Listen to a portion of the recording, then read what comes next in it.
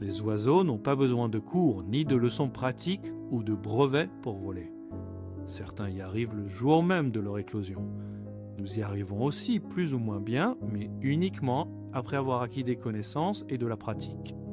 Malgré cet instinct, les oiseaux ne savent pas voler longtemps dans les nuages. Ils arrivent plus ou moins à se diriger, certains ont des organes de type boussole. Mais tenir longtemps une assiette ou une inclinaison, ils ne savent pas faire. Pour voler, il faut impérativement une référence de verticale et d'horizontale. Notre vue nous donne ces références en vol à vue. L'ingénieuse espèce humaine a inventé des substituts gyroscopiques, la bille aiguille ou l'horizon artificiel qui fournissent ces références même si l'on ne voit pas plus loin que l'hélice. Avec un peu d'entraînement, la plupart des pilotes arrivent à tenir une maquette au simulateur ou par bonnes conditions avec des lunettes ou une capote cachant en partie l'extérieur. On pourrait alors se dire que voler dans les nuages est assez facile. Alors pourquoi dit-on que la survie d'un pilote égaré dans des nuages n'est que d'environ 3 minutes? D'une année sur l'autre, il y a une dizaine de crashs en ULM et avions légers, dû à un vol prolongé en IMC. Le souci, ce sont nos canaux sensoriels qui nous trompent, l'oreille interne et la vue. Sans référence extérieure, il nous est impossible de distinguer les effets d'un virage serré de ceux d'une ressource verticale, ou de distinguer une accélération horizontale d'une inclinaison vers l'arrière. Les simulateurs professionnels à vérin utilisent ces erreurs de nos cerveaux pour créer des impressions fausses, plutôt réalistes, puisqu'on est comme voie par du simulateur. En voiture sur autoroute, avec le régulateur de vitesse enclenché, n'avons-nous pas la fausse impression que la voiture ralentit dans les descentes? Alors vous me direz qu'il suffit au pilote égaré dans les nuages de piloter comme en voyant dehors mais en regardant son horizon artificiel. Hélas, pas si simple. La difficulté vient de ce qu'en voit la vue, les impressions sensorielles correspondent immédiatement aux indications de l'horizon naturel. Pour voler avec uniquement un horizon artificiel, il faut interpréter ces indications et élaborer des actions pour maintenir un vol contrôlé. Tout en luttant avec ses propres sensations qui indiquent souvent autre chose que l'horizon artificiel. C'est assez facile un moment, mais sous l'effet des turbulences et des actions erronées, même faibles sur les commandes, la situation se dégrade. Les accélérations augmentent, les assiettes et inclinaisons aussi. Les indications sensorielles ne collent plus du tout avec les instruments, ce qui incite naturellement à faire des actions erronées sur le commande, etc. Ça ne peut que mal finir.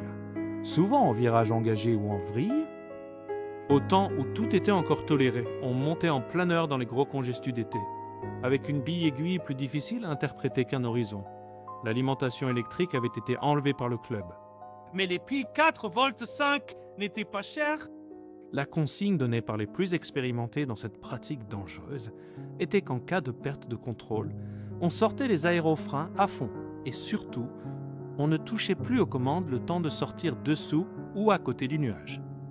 Certains sont rentrés au terrain avec le parachute mais sans le planeur. Mieux vaut laisser faire le planeur. Plus ou moins stable avec les aérofreins. Encore une fois, nos sens nous trompent. Combien de fois en avion à haute altitude dans les nuages opaques qui montraient une vague lueur du soleil bas sur l'horizon, avec le PA engagé et sans regard en croisière vers les instruments depuis un moment, on avait l'impression que l'avion volait incliné, avec le dessus orienté vers l'endroit où le ciel était plus lumineux. Le cerveau, n'ayant plus de référence visuelle, se raccroche à ce qu'il peut pour déterminer une verticale. Dans ce cas, il se dit « c'est plus clair par là ». Le haut doit être aussi par là. Impossible, sans regarder les horizons, de faire disparaître cette désagréable impression. Malgré plus de 30 ans de vol dans les nuages, il y a eu pas mal de crashs d'avions de ligne à cause de la désorientation spatiale de pilotes pourtant très expérimentés. Les enquêtes officielles ont souvent conclu à une mauvaise coordination de l'équipage, une formation insuffisante, une déviation volontaire des procédures, une mauvaise sélection à l'embauche, etc. Heureusement, il est possible de lutter contre ces erreurs sensorielles et de ne faire confiance qu'à ces instruments. Mais cela demande une solide formation agréée, contrôlée par l'État, et une longue pratique en situation réelle. Compter sur son pilote automatique gadget, comme nous disposons sur la plupart de nos ULM, est illusoire. Nos cerveaux légers n'ont pas assez de couple pour piloter l'ULM dans une couche turbulente. et il n'y a qu'un PA et souvent une seule source de verticale. Et il ne s'agit pas que de piloter, mais aussi de naviguer et de communiquer. Pas facile. On entend souvent dans les buvettes des matamores du Manche se vanter de traverser d'épaisses couches de nuages. Et les écoles de pilotage ULM se faire de la pub en vantant leur formation payante de vol sans visibilité avec de simples lunettes dites IFR.